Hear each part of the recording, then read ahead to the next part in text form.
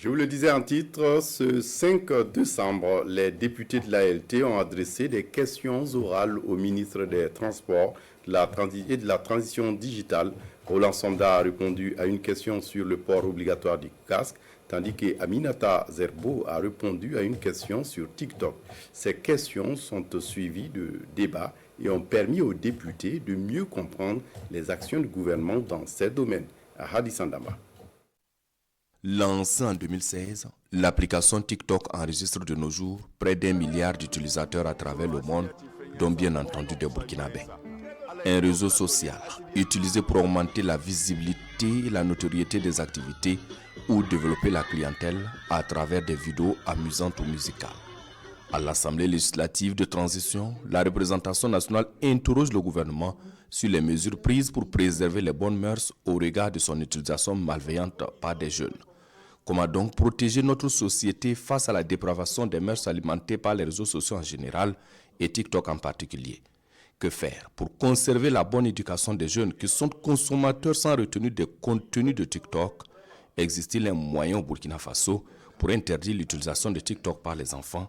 Face aux députés, le ministre de la Transition digitale, des Postes et des Communications électroniques expose sur les mesures globales prises contre l'utilisation malveillante des réseaux sociaux avant d'apporter des éléments de réponse aux préoccupations du jour. L'article 533.1 du Code pénal condamne d'une peine d'emprisonnement de 3 mois à 2 ans et d'une amende de 250 000 francs CFA à 2 millions de francs CFA quiconque commet un outrage public à la pudeur.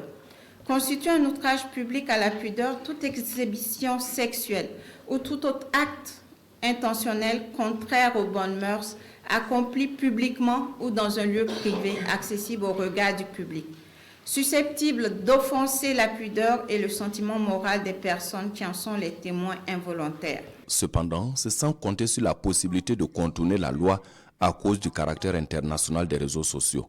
Il faut donc une dose de sensibilisation en vue d'une prise de conscience des utilisateurs de TikTok. À ce niveau, il est demandé aux parents de prendre leurs responsabilités pour une utilisation saine, voire l'interdiction du réseau social en question. À la suite, le ministre de la Transition digitale, des Postes et des Communications électroniques, c'est celui en charge des transports qui est interpellé par les députés.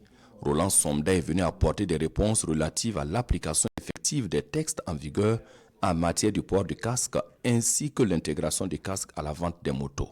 Mon département entend poursuivre la vulgarisation du décret portant intégration du casque lors de la vente auprès des concessionnaires de motos et ensuite la mise en application du texte.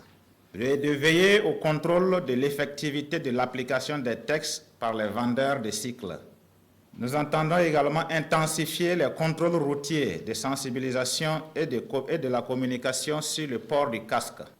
Le ministère en charge des Transports entend poursuivre la sensibilisation jusqu'en 2024 avant de passer à la nécessaire répression.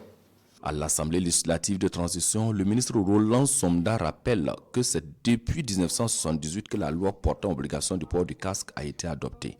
Et après 45 ans de promotion, les résultats sont toujours en deçà des attentes. C'est pourquoi il faut la nécessaire implication des parents, des leaders d'opinion, coutumiers et religieux pour une application efficiente de la loi.